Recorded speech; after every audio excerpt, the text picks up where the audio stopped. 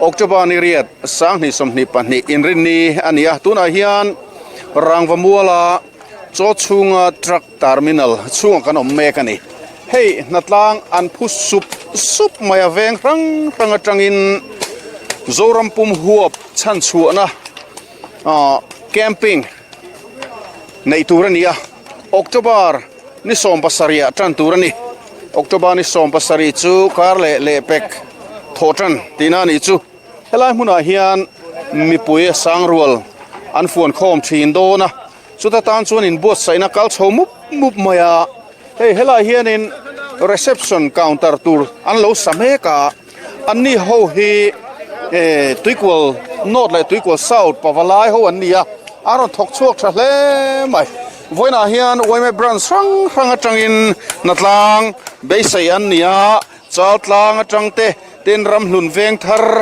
republic veng thlang ten salem veng le bethlehem branch atangte pon helai hian natlang voina hian beisai ania engemaw zat an ron thok chuak ania voina hian natlang hi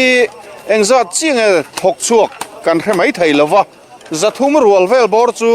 an tling mai om mange kan tia tin solama son chouka lampang boi puitu te an omboka kan pilama son ti chuan helai hianin